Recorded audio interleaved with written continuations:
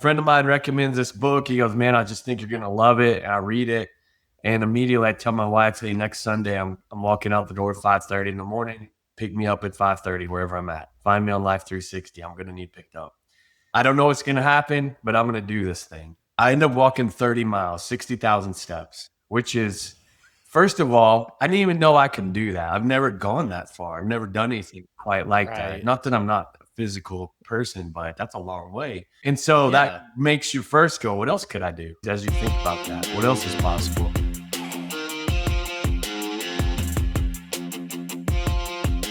Welcome to the How Leaders Think podcast, a show that transforms you by renewing your mind and giving you new ways to think. I am your host, Kenny Lange, and with me today is the John Donnelly.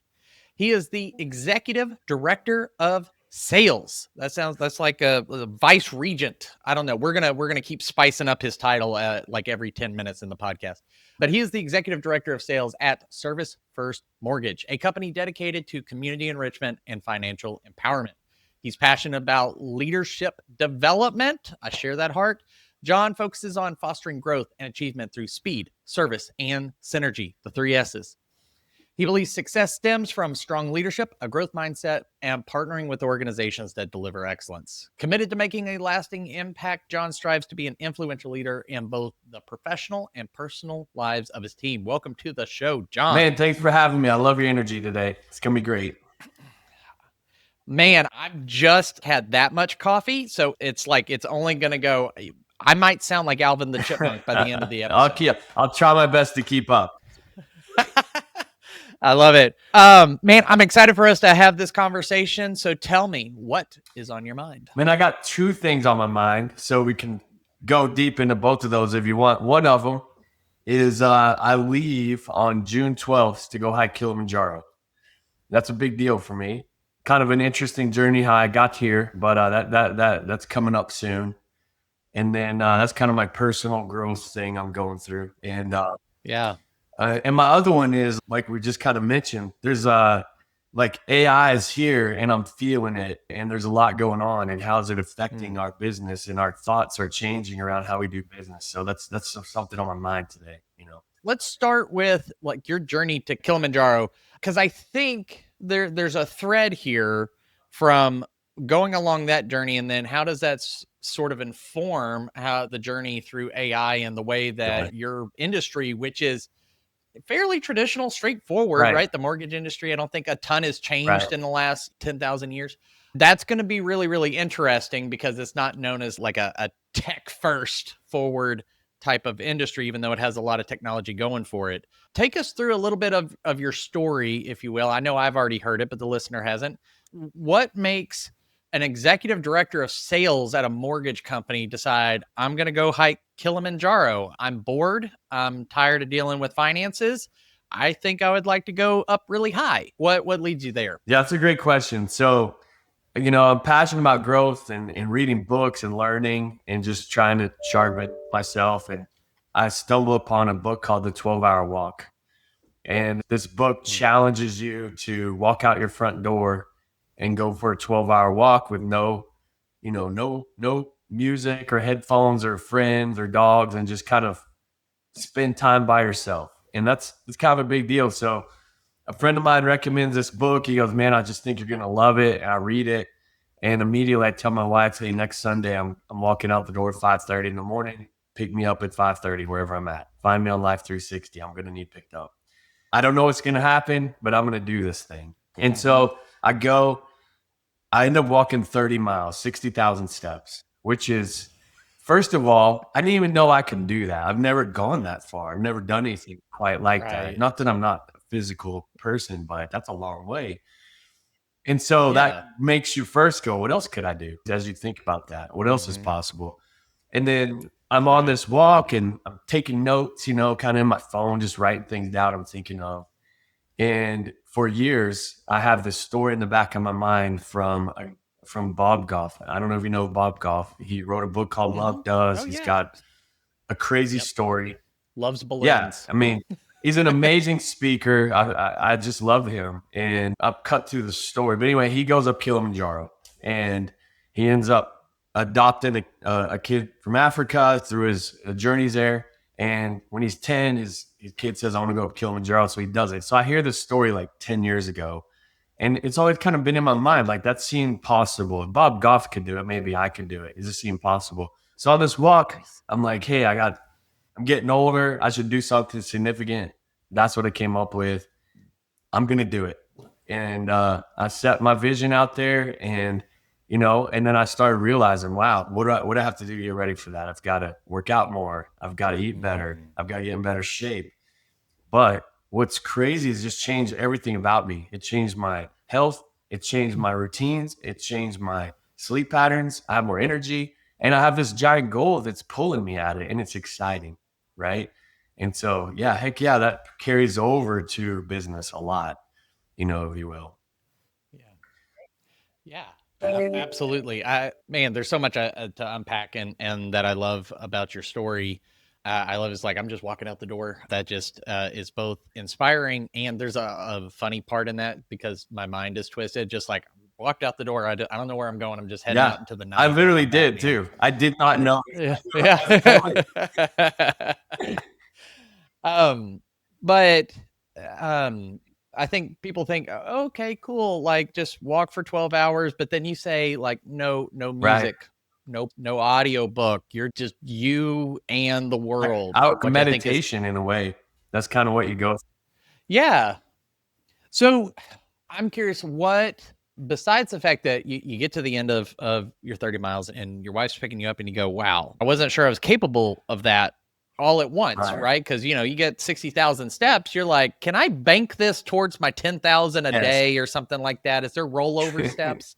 And that's a joke for the older generation who remember rollover minutes. But you get there. What Was there anything you changed your mind about? Apart from maybe what am I capable of? Was there anything in that 12-hour meditation that having that amount of space to process your own thoughts, you changed your mind on anything? Yeah, that's a great question. I changed my mind on this is obvious, but I changed my mind on how long a walk could be. Like a standard walk when I go with my dog. Normally I'd go for a mile and think that's a long way. Now if I go 3, I'm like, like that's not that far. So Right. your perspective of what's possible changes. But then what also is interesting is you go through a whole lot of emotion in the sense that when you think about things, maybe you're trying to sort through. When you've solved them, you quit thinking Mm-hmm. about them and they're done. And you don't think about them anymore. But when I kept coming back to something, I knew I didn't have an answer yet. And even though I might have thought I did, I keep thinking about it. I keep thinking about it. Like, it must not be clear. And so you got 12 hours. Like you go through motions of why am I even doing this? This is dumb. To I literally walked. There was a point I walked an hour and a half and I forgot where I was because I was so deep in thought. I looked up and I'm like, wow, how'd I get here? And so you got a lot of different things that go on. And Mm-hmm. one of my things that was significant, and I don't know if it's like it changed my mind on, but I really thought about who am I trying to become in my leadership style. Yeah. And there's not like a new person I'm trying to be that's not out there. So kind of from learning from other people, like who can I model myself after that is more Mm-hmm. successful? And I thought about 10 people and I put my little board of directors together in my head. This was all stuff I'm thinking about. And I kind of said, hey, of all these 10 people, I want to be like them a little bit of each one. And I started Right. having this conversation with this board of directors in my head. I mean, I'm getting kind of loopy at this point, you know, but this is like a crazy thing I'm going through. And this is something I would never, Right. if I would have went on a 30-minute or a 1 hour walk, I would never have gotten to this deep of thought. And I get really down in here. Now I'm talking to these people at this board, at this table, asking for advice. I thought that was really cool. And it just made me think that the common theme I came up with is I'm trying to be known as a class act. That's what I want to be known as. Am I doing Hmm. that right now? Sometimes not. What does that mean to me? And I have to, establish that, how I show up, how I speak, am I on time, like all the little things. Yeah. I was There's some stuff that you're hitting on that I've started thinking through too. So maybe we'll connect some thoughts here. But I would love to hear when you say class act, and I've heard other people like they start to like a word just sticks with them, Yeah. or a phrase. If you're given like sort of like the one sentence definition of what it means to be a class act, well, what have you come up with, or what are, and what are you holding to? Yeah, it's kind of I don't have that one little sentence yet, but it's kind of what I started seeing. It's somebody that people look up to. It's always being put together, prepared, on time, ready for the situation, have thought through what I might be facing and be ready for things and not just kind of trying to wing it. And then also following up in a way that is meaningful. And also in a sense, like when people leave a conversation with me, they're like, that was good. I'm glad I got to have that moment with that person. And Yeah. I haven't quite got there yet, but that's a great question. I probably will now because you're helping challenge. We'll come back. We'll update the show notes Right when on. John emails us. But no, I resonate with a lot of that and when you were talking, it made me think about some of the things I read through your bio about just partnering with organizations that deliver excellence. And I just hear excellence when you talk about what it means to be a class act, that I'm prepared, I'm thoughtful, I'm present, there's that excellence level of not perfection. Right. It's You not don't that. hear that. Right. But it is this. Well, look, I'll draw this comparison because in 2023 I did 2 half Ironman races, which if you're not familiar with those, listener, they're 70.3 miles. It's a 1.2 mile swim, 56-mile bike ride, and a half marathon, so 13.1 mile run. I went from idea to doing it in 3 months. Oh wow, that's fast. And that was my first triathlon. I don't recommend people do it that way. Work your way up. And also swim in a wetsuit earlier than the night before the race. Just an idea. But I had there's a guy, he was on the show, Jeff Scheffelbein. He's in the DFW area, smart guy, and he gave me a book. He's also a class act fella, so y'all would probably get along. But it was about tribal leadership, and I heard him give a talk that referenced a lot of that. And he said that this highest level was we're not in business and as teams, we're not competing against the marketplace or each other or inside or outside or anything. We're competing against what's possible.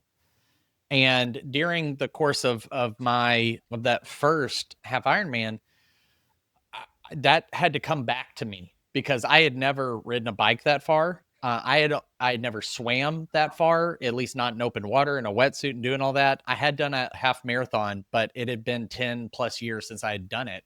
Other than that, I was just playing like indoor soccer. And so getting out there, it's sort of like you on your walk, like you're like, how did I end up here? Like, what is happening? Like, I started having conversations with myself. I hit that loopy point. I'm sure I either entertained or worried a few onlookers as I'm like singing and talking to myself. But that thought of competing against what's possible. And so when we think of excellence, like that capacity question, what else could I do? What else am I capable of? And so when I hear you talk class act and excellence, I think, well, what could I do? Could I improve this? Could I show up differently in this conversation? Could I, like you said, follow up in a way that was meaningful and thoughtful and showed I paid attention? Did I show up prepared so that person felt I valued their time? And that's really stuck with me. And it sounds like that's something you're really figuring out. And obviously, as of this recording, you're like 2 weeks out, right? You're about to compete again. Like you've had the ceiling at like the 12 hours and 30 miles. You're about to, raise the bar on that. What else what were some of the immediate things you started going, where have I stopped short? Where have I had a self-limiting belief? And maybe your internal board of directors or something else through that conversation highlighted something for you that you're like, if I can do this, now I'm going after this, like maybe a challenge that had been in front of you for a while and you weren't sure about or something else. Yeah, the first one was real obvious is I don't have time. to get in shape for this, or I don't have time to be a triathlon runner because I'm busy at work. How am I going to train for that? Right. And you just figure it out when the goal is so clear and the vision is so clear and it's compelling and pulling you at it. It's funny how things just work out and you don't even think about it.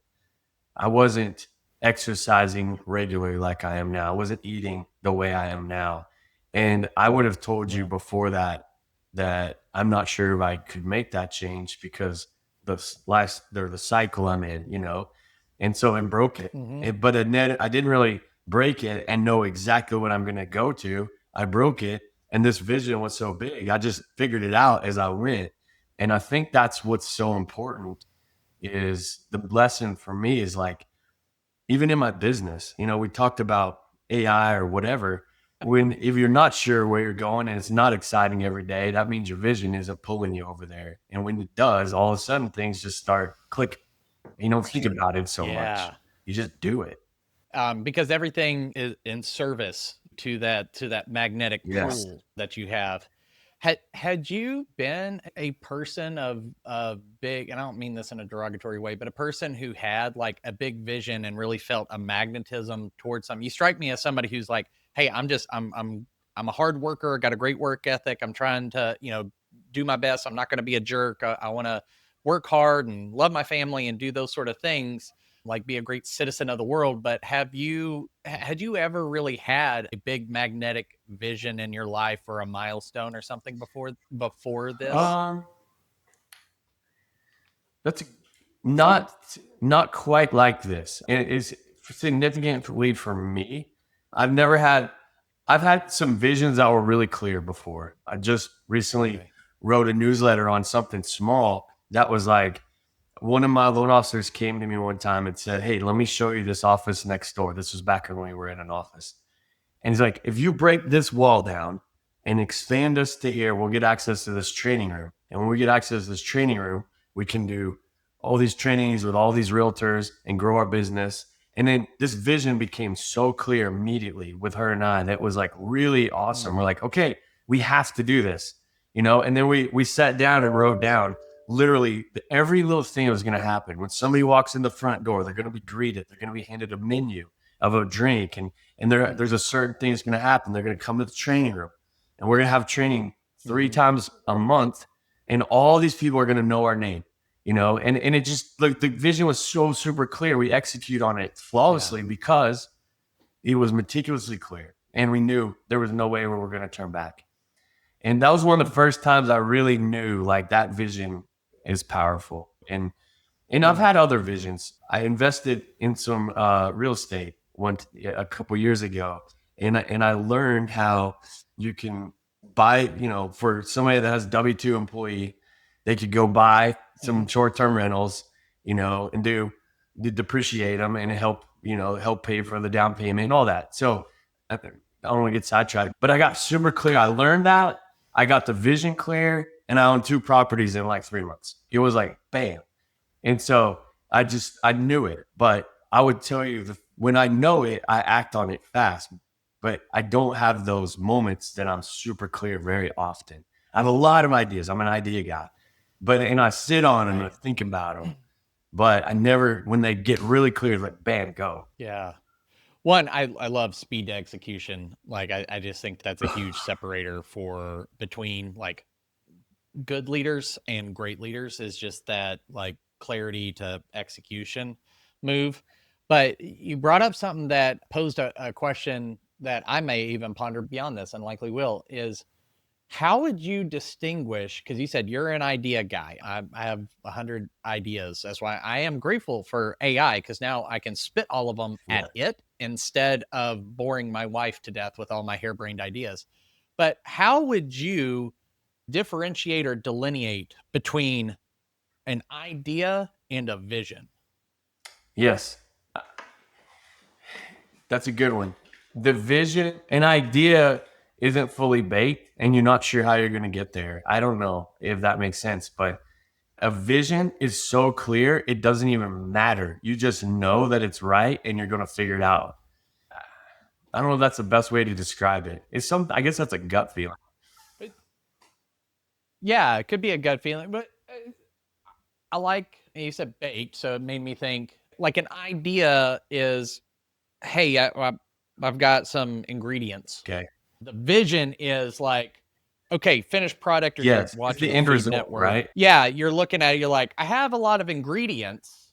There's a lot of things I could make, but until I grab a recipe card and it tells me how I need to combine all the, I don't know what thing I'm making. All I know is I got, flour all over my face, and I've got something called, rosemary over here and whatnot. So if vision would be sort of like a more finished outcome, whereas ideas are just sort of like all the little ingredients that could Yeah. go into it, and you're not quite sure which ones are going to make the final baked I think good. that's right.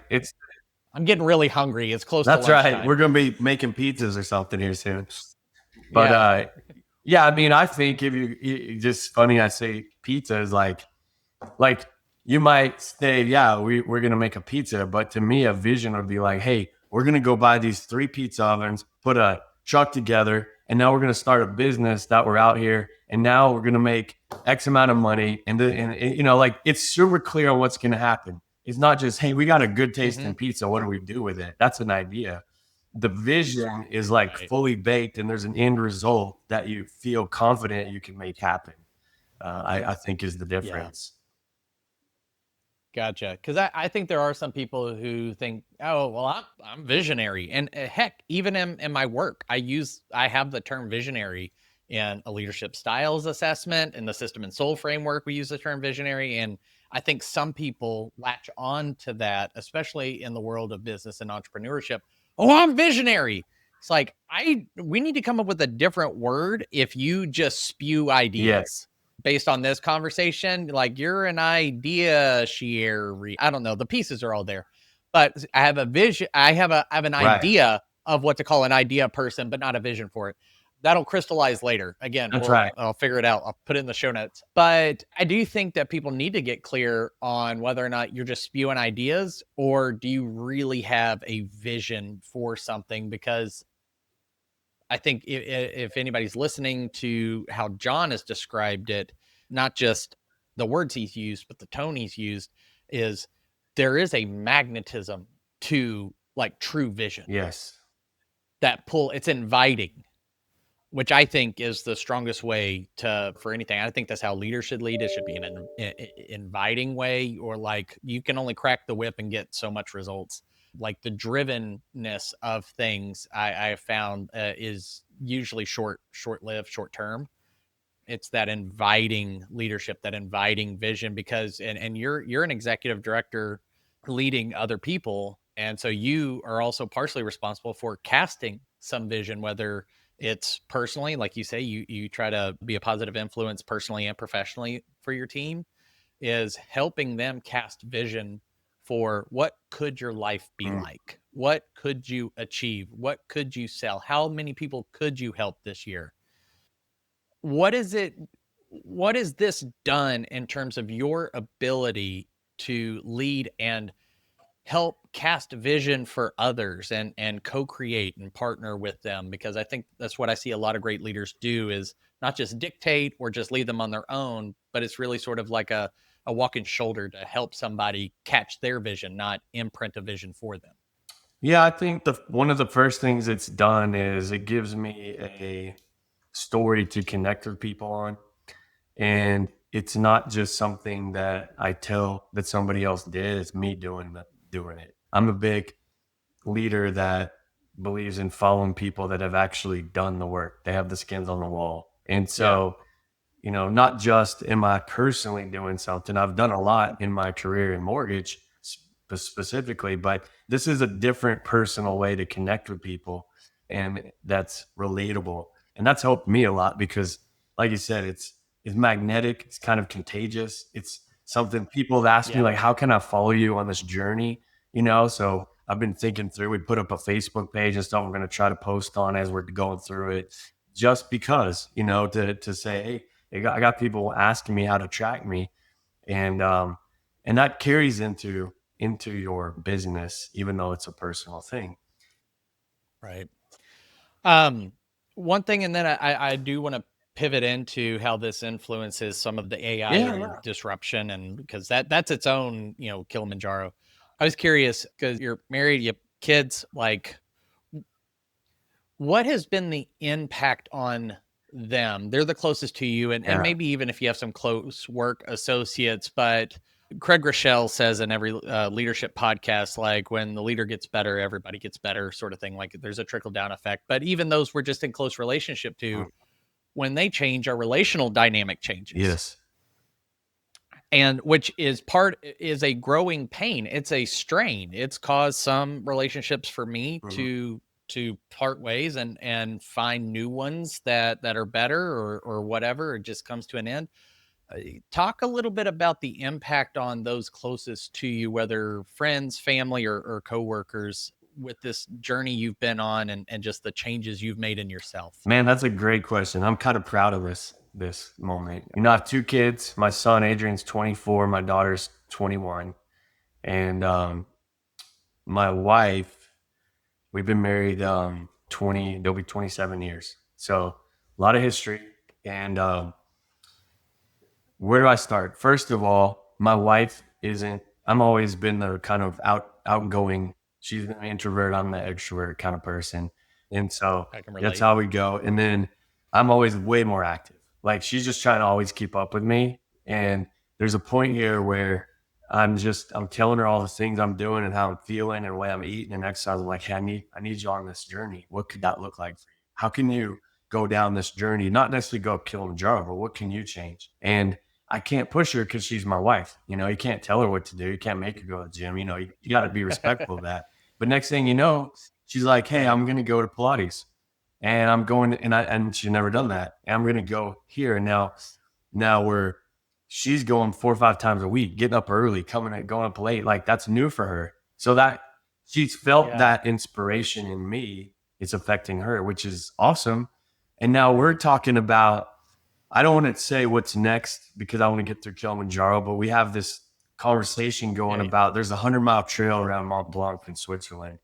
And you go like every day, you send your bag ahead, you eat breakfast and dinner, and you just kind of walk 6, 7 miles a day. And it's like a cultural walk. We're thinking about doing that. Well, she wouldn't be able to do that yet because she's not quite ready in shape for that. But now we're talking about something like that we wouldn't have done. How cool is Yeah. that, right? So that's a great Yeah. question. And with my kids, man, this is a cool part. My son was going to school because he's very artistic to become a digital artist. And so we had him going through the school in Canada, in Vancouver. And he goes and spends 10 days up there, sees some people doing work, comes home and is like, this isn't for me. AI is changing. I don't want to spend 10 hours a day on a project, days on end. He's kind of real physical, outdoorsy, ADD type. He's like, I don't think I can do it. I'm like, what do you want to do? And I'm not encouraging dad with an open mind. And next thing you know, we sat down and he said, I want to be a ski instructor.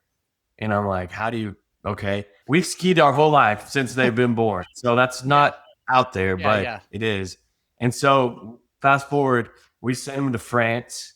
He spends 4 months getting certified. He's a level 2 ski instructor. He spent all winter in Park City being a ski instructor. And how cool is that? Like, what an experience. That. My daughter Yeah. went to Oklahoma State to go to college. Wasn't real sure exactly what she wants to be, and but she loves Disney World because my wife and my daughter are freaks about Disney World. That's like their thing. And so they have a college program. So I encourage her to go try the college program and experience Disney, and she did.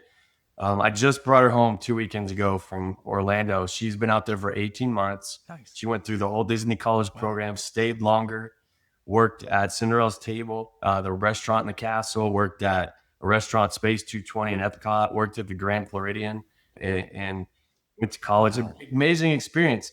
And it changed her life because she got to go out on her own, grow up, and experience Disney in a whole nother way. Now she's got a path Right. that she's looking at for her future that's a little different. Yeah.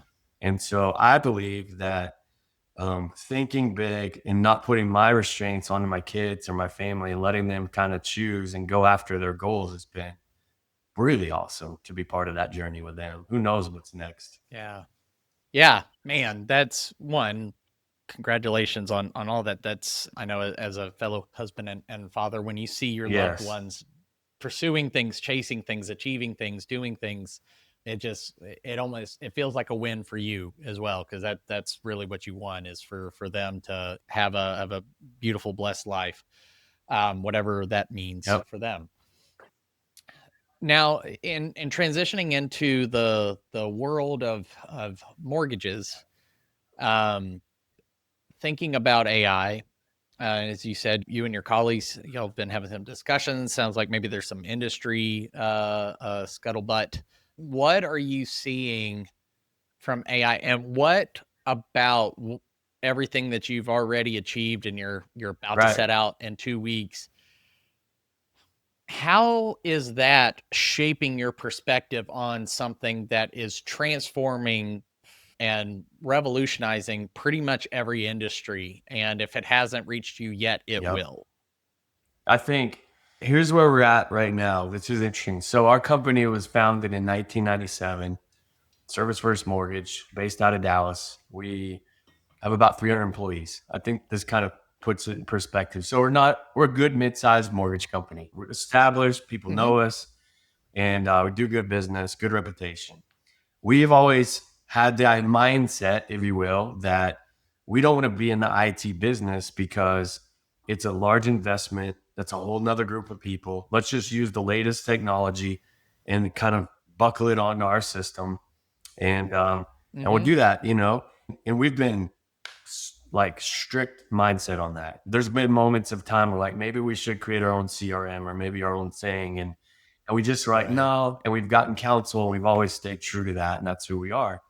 And then all of a sudden, we're not real happy with maybe our CRM right now, and where we sit with that. And so we're looking at some other things and kicking tires out there, and all of a sudden we get a demo from a guy we trust that we send him some records, and in a 20-minute Zoom call, he builds a CRM better than ours using AI in front of our eyes right there.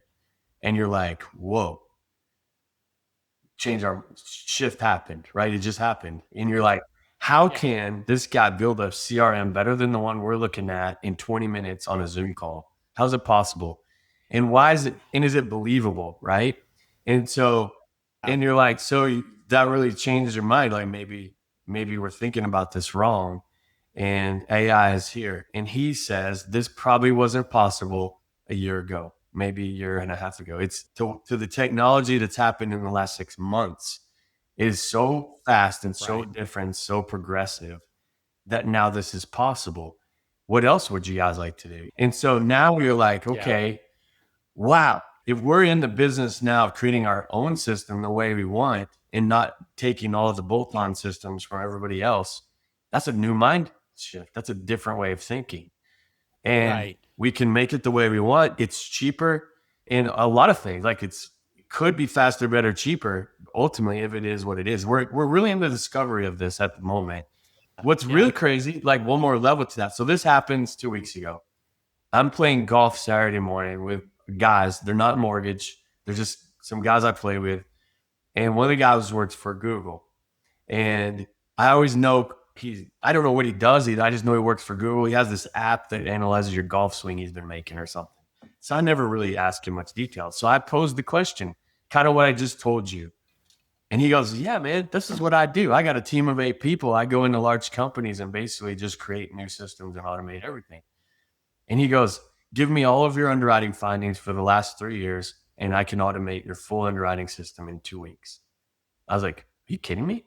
He goes, and he says it with so much confidence. You're like, wow.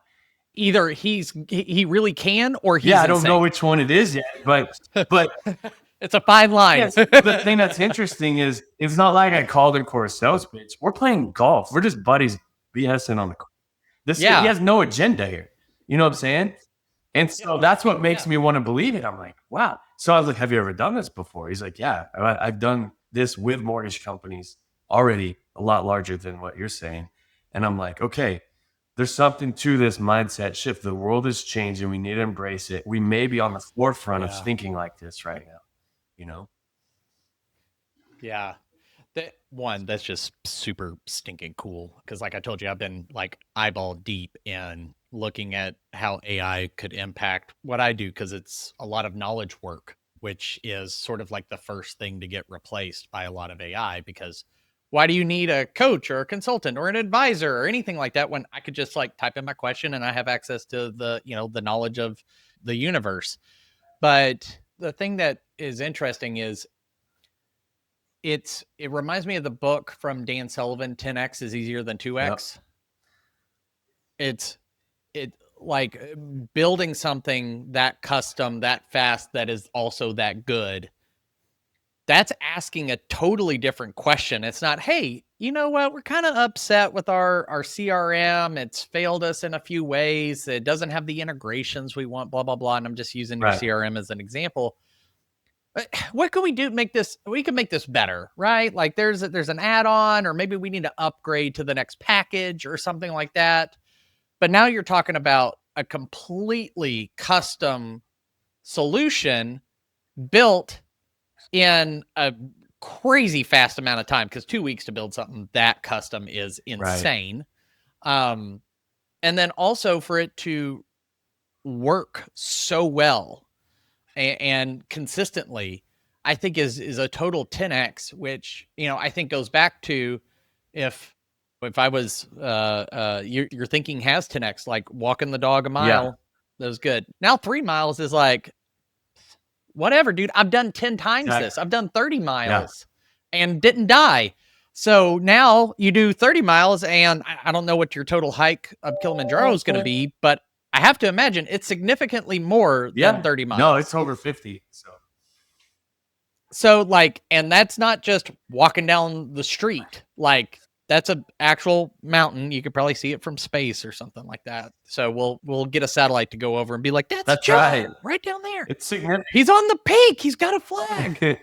But that is that 10x. So now it sounds like that 10x thinking is really floating into work in one area. And I'm going to make an assumption here, because I feel like this has happened to me too, is when I see something like that, it is so different. It is 10x, whatever I was thinking. It makes me start wondering, where else have I been thinking too small? And maybe I need to ask a totally different question to break out of this. I don't need to make this a little bit better. I need to make something completely different. Yeah.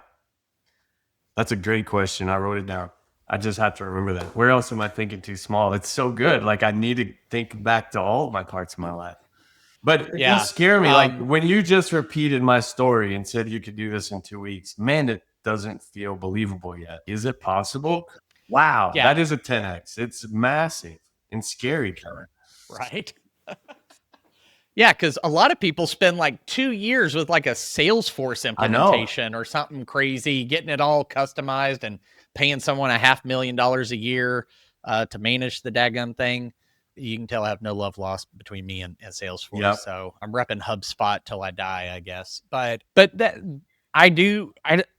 the other thing I really like, and that and where your story really resonates with me and hopefully to listeners, is like your walk that you set out on. You had somebody share this idea. You're like, you know what? That'd be kind of neat. Like, I'll do it. You didn't set out to have a catalytic event that would reshape how you see yourself, how you see what's possible. You weren't thinking Kilimanjaro before this. And just like you said on the walk, the thoughts you had at the beginning, 5:30, 5:45, 6 o'clock, you're in there early. You're like, all right, cool. 30 minutes, whatever. No biggie. You get, 6 hours into it. You're like, what if the sky was orange? Exactly. You start hallucinating. Yeah. The part that resonates with me, one, I didn't do the half Ironman. I'm just relating to a physical thing because I've done other stuff too. I'm like, oh, I didn't set out to change my thinking of like, oh, well, this is not that hard. Like, I have 5 kids and we've fostered 18. Mm-hmm. And so now they're like, hey, we don't want to burden you by sending our kids over to spend the night, do or whatever. And I'm like, I probably won't even notice them. Like at this point, there could be 12 kids running around. I might not know the difference. And not because I'm an inattentive father. It's just because like the numbers just start to not really matter once you hit about 4. it's reset my minimum standard. Alex Hermosi, I don't know if you follow him. He's a sales and marketing guy. He's brilliant. He tells a story in a business context of a CEO who, I don't know, just reached out to him for some consulting or attended one of his workshops and said, man, I'm leading my company, but I know I need to build a personal brand because I have other things I want to do in my life. And I'm going to need that platform and that leverage in order to go do it. And Alex said, okay, cool. Yeah. Like that's worked for me. You know, what are you doing? He's like, yeah, well, I'm posting once a day, every day on LinkedIn and Facebook. And then we have some other things. So I'm doing about 100 pieces of content a month in total, which sounds like a lot. 100, that's not small. Alex goes, okay. Or actually, and Alex is talking to him. He's like, we do 450 pieces of content a week. Oh. And that guy goes, what? He goes, thank you. You just reset my minimum standard. So now he's thinking in hundreds, not like I got to do like 10 more pieces and that'll just really be the cherry on top. Like fundamentally doing something different to get to that outcome. And so I'm excited for you with the hike and anything else y'all are tackling, because that's sort of like big thinking, like getting deep into a vision and plowing through, because a lot of times you have to go through a bunch of stupid ideas before you get to the good ones. I've been plowing through that and trying to think, do I develop my own IP? I'm going through it and I'm like, okay, now that I've stepped back and I ate something and I look at this is the dumbest thing I've ever said. But then I iterate on the dumb thing and it got me to the smart thing. And I never would have reached the smart thing if I hadn't have done the dumb thing. And I think that's an illusion, isn't it? I don't know. A bit. Like it's counterintuitive. It is counterintuitive. How about that? That's better. It's counterintuitive because you think you go straight to the smart thing. Yep. But all you did is get clarity on the real vision of where you're going. Kind of go back to our conversation. You got a lot of ideas, but the ideas aren't the real vision yet. You're just formulating it. Yeah. Once the vision is clear, it's just easy. I definitely would love to have you back on post hike and talk about what sort of, I'd love to interview like right after and get fresh hallucinations from the mountaintop. But so we'll figure that out once you get back. I do wish you safe travels, but if somebody's listening to this, they're like, you know what? I need to 10x my thinking. I'm thinking small here. What's that thing I need to step out into and really cement? You know, I got all these ideas, but I need to cement this vision and be pulled towards something because it seems like all the other dominoes fall. If somebody's motivated by that, what's a baby step they could take in the next 24 hours, spending little to no money to make progress towards their version of this sort of journey? Okay, baby step. This is it. Go grab a piece of paper and a pen and go sit out in nature for 3 hours and just write and get clear. That you don't have to do a 12-hour walk. You don't have to go 30 miles. Even in the book, if you read it, it doesn't matter how far you walk. I just kind of made it a physical challenge because I can't just sit there. I get bored. But the 3 hours, you got to go sit and just be with your mind. In outdoors is best, you know. And I'm mad, like you will gain clarity on what you're looking for. You find what you're looking for. I always say, go look for it and put it out there, and you'll find it. But that won't cost anything, and it will be impactful. Yeah, you might have to spend a little money on bug spray depending on where you live. But just outrun the mosquitoes and you'll be fine. But well, John, thank you so much for sharing your story, your wisdom, your insights. I know it's going to help somebody. It's already helped me. If people want to know more about you, want to follow along with the journey, or even after this has happened and they want to look back to kind of close the loop from hearing you, where would you send them? So my best place to connect is on LinkedIn. That's my favorite spot. The John Donnelly on LinkedIn. I'm pretty active on there. I'm going with a friend of mine up Kilimanjaro. His name's Mark Cable. He's a real estate agent. He put together a Facebook group. It's called Summit Success Society, I believe. It's on Facebook. If you look me up, John Donnelly on Facebook, it'll connect you right over to it. We're going to try to use that as our spot to just kind of post updates along the way. So ultimately, love to hear from anybody that has any thoughts or questions. Just shoot me a message. So Absolutely. Well, thank you so much. I'm excited to hear and watch. So I'm going to go find the Facebook group so I can follow along and cheer you on. Not that I'm not cheering your friend on as well, but I That's don't right. know him. I will, in spirit, I'm with them in spirit as well. Thank you so much. Look forward to having you back. Listener, thank you so much for spending part of your day with me and John. We hope that this was entertaining, but more importantly, that this inspired something in you to take action, to take that next step in your leadership journey. And if you would like, rate, review the podcast wherever you tune in, tend to have Apple, Spotify, and YouTube as our biggest places, but I know that there are other fine apps out there. Your feedback helps me make this podcast better, and ultimately you're the person and the people that I am making this for. I have a blast doing it, but it has to be valuable for you, and your engagement helps other people find this. And that is a free and easy way for you to help a fellow leader in their journey. But until next time, change the way you think, you'll change the way you lead. We'll see you.